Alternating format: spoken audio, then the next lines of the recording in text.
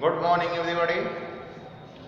जैसा कि हम आपसे चर्चा कर रहे थे इसके पहले कि फीचर लेखन क्या है, फीचर लेखन क्या अर्थ क्या होता है, फीचर लेखन की परिभाषा क्या है और फीचर लेखन के बाद अब परिभाषाओं के बाद अब आता है कि फीचर लेखन के क्या गुण होने चाहिए।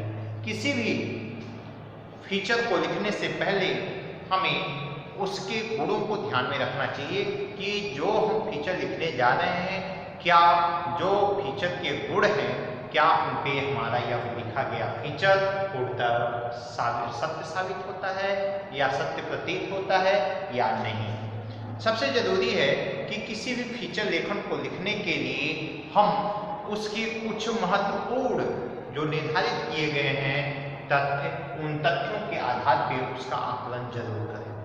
पहला क्या है, आइए फीचर के निम्नलिखित गुणों को ध्यान में रखते हैं, उनके बारे में जानने की कोशिश करते हैं। पहला है विश्वसनीयता। फीचर का जो सबसे पहला गुण होता है वह होता है उसकी विश्वसनीयता। और किसी भी फीचर की विश्वसनीयता पाने के लिए किसी भी फीचर का विश्वसनीय होना या विश्वसनीय के रूप में उसे प्रस्तुत करना, विश्वसनीयता उसका बनाए रखना सबसे महत्वपूर्ण जिम्मेदारी होती है किसकी, लेखक की।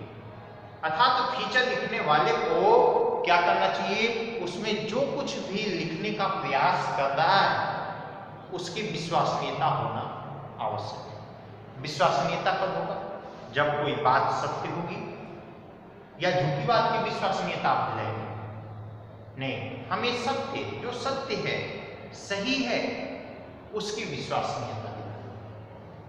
हमें विश्वसनीयता दिलाने के लिए सबसे जरूरी है कि हम अपने तथ्यों, आंकड़ों या जो कुछ भी घटनाओं को उजागर कर रहे हैं उसकी विश्वसनीयता, उसका विश्वास बनाए रखना अति आवश्यक है। और विश्वसनीयता का तात्पर्य है कि वह सही साबित हो, वह बिल्कुल विश्वास के योग्य हो। जैसे अतिशयोक्ति मत कर दीजिए किसी भी चीज का कि आपने लिखते गए और कल्पना में इतना डूब गए कि आपका लेख, क्योंकि फीचर लेखन में जो मूल घटना होता है उसमें कुछ आप अपनी भावनाओं, अपने विचारों, अपनी संवेदनाओं को थोड़ा बहुत जोड़ सकते हैं। इसका मतलब यह नहीं कि आप पूर्ण रूप से काल्पनिक हो जाइए।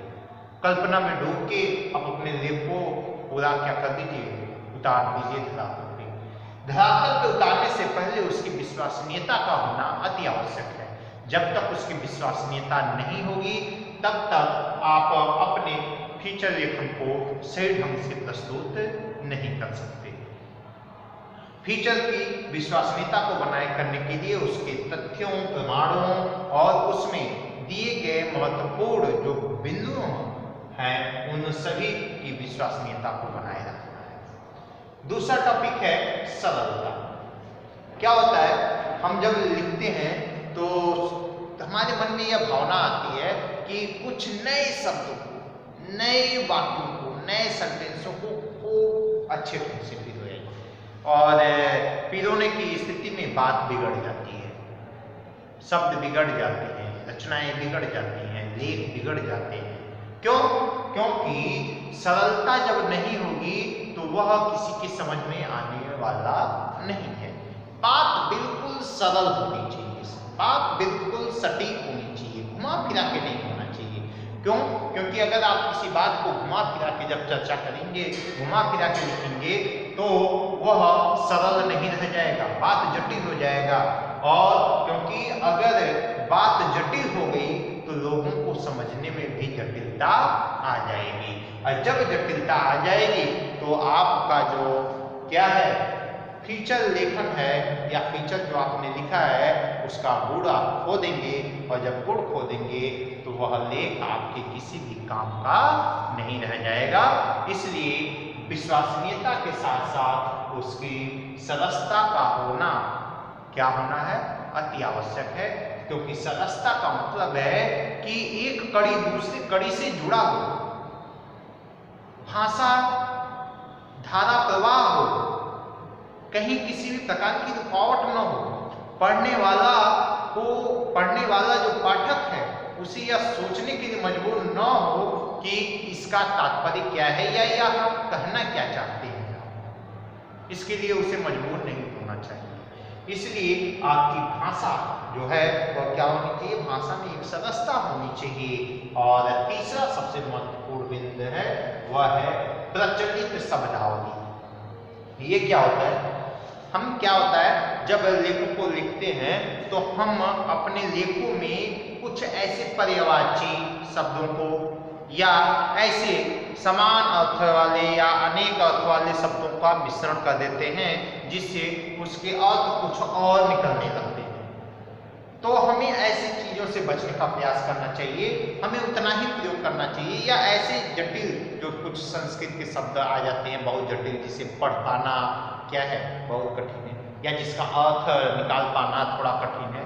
क्योंकि आपका जो यह लेख है एक पढ़े हुए उच्च अधिकारी से लेके एक गांव के किसान तक, एक पढ़े हुए अधिकारी से लेके एक गरीब वर्ग तक, एक अशिक्षित वर्ग तक सभी के लिए आवश्यक है। वह उसे उसकी भाषा में उसका शब्द जो है एक जनमानस के बीच में जो प्रचलित शब्द है उसका प्रयोग किया जाना अति आवश्यक है। क्यों? क्योंकि अगर आप अपनी भाषा में कुछ जटिलता रखेंगे, आप अपनी भाषा की शब्दावलियों को कलिष्ठ रखेंगे तो शायद पढ़ने वाला व्यक्ति नहीं पढ़ पाएगा और उसके अर्थ का अनर्थ लगा देगा या उसके भाव को नहीं समझ पाएगा। इसलिए जरूरी है कि जो प्रचलित शब्द है हम उन प्रचलित शब्दों का विशेष तौर पे ध्यान रखें। जो जहाँ की जैसी भाषा हो, जैसा वहाँ का व्यवहार हो और वहाँ पे उन क्षेत्रों में जिस प्रकार की भाषा प्रचलित है, जिस प्रकार के शब्दावली प्रचलित हैं, उन सभी को ध्यान में रखते हुए हमें इसमें प्रयोग करना चाहिए।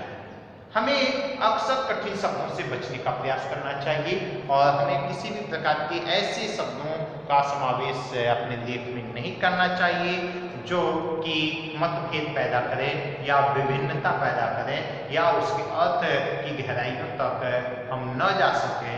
ऐसे प्रचलित शब्दों से हमें क्या करना चाहिए, बचना चाहिए। अगला है संक्षिप्तता। संक्षिप्त का मतलब होता है छोटा। संक्षिप्तता छोटा होना चाहिए। क्या है, हम लेख लिखते गए 10 पेज 20 पेज बहुत बड़ा लिख दिया। अरे हम तो कथा तो लिख नहीं रहे हैं, हम क्या लिख रहे हैं, फीचर लेखन लिख रहे हैं। तो इस बात का हमें ध्यान रखना है कि हमारी जो रचना है, हमारा जो लेख है वह क्या हो, संक्षिप्त हो, बात धारा प्रवाह हो, लेकिन हमारा जो लेख हो वह संक्षिप्त हो, कम शब्दों में। हमें बहुत बात को बढ़ा चढ़ा के न लिखा जाए बल्कि उसे संक्षिप्त कर दिया जाए, छोटा किया जाए और उसका जो मूल भाव है, जो मूल बातें हैं, जो मूल बिंदु हैं वह उभर के सामने आनी चाहिए।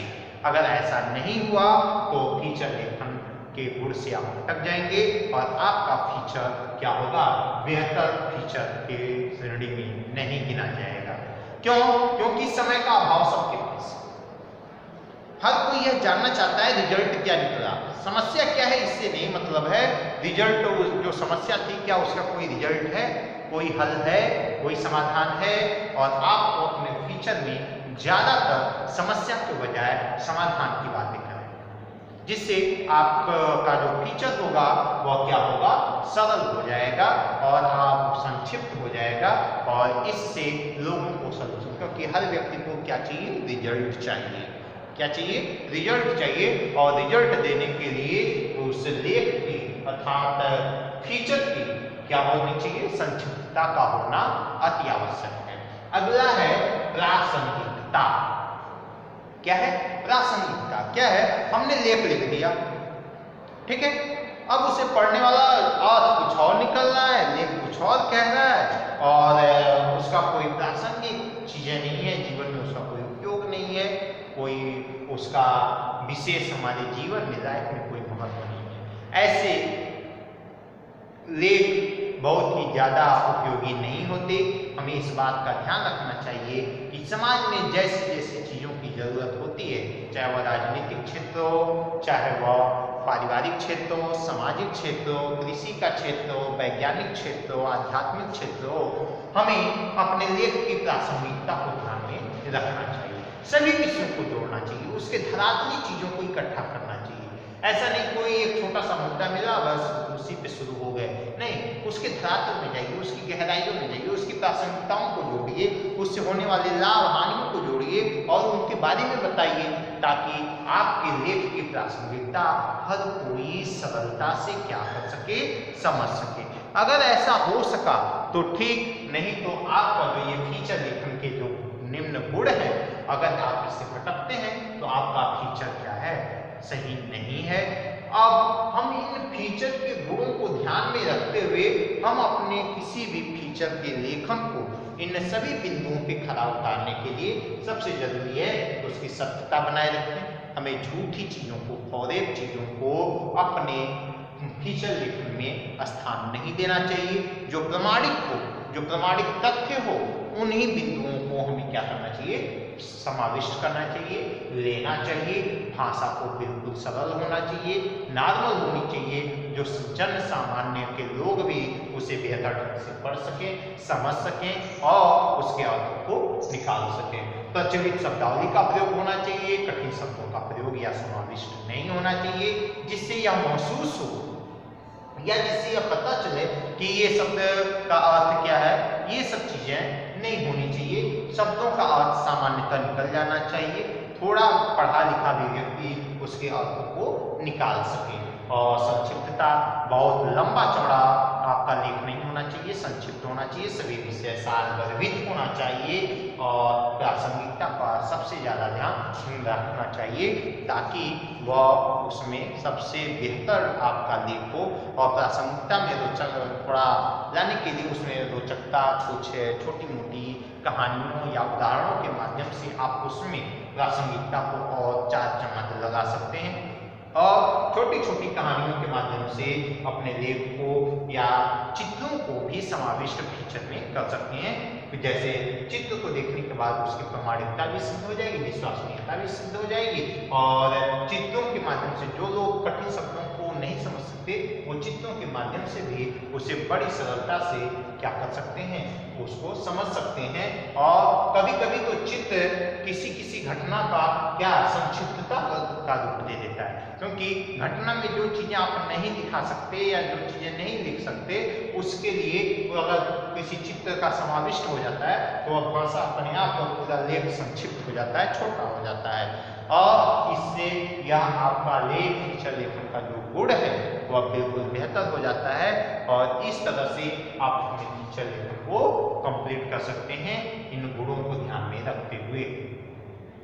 हमने अब आपको करना क्या है, अब हम अगले वीडियो में फीचर लेखन के प्रकारों और उनके विभिन्न प्रकारों के एक एक उदाहरणों को भी देखेंगे और इस तरह से फीचर लेखन या एक तरह से कोड लेख है, सिर्फ 5 नंबर का तो आता है, लेकिन अगर कभी आप पत्रकारिता करते हैं तो यह एक बेहद और महत्वपूर्ण भूमिका आपके जीवन में रोल अदा करेगा, भूमिका अदा करेगा।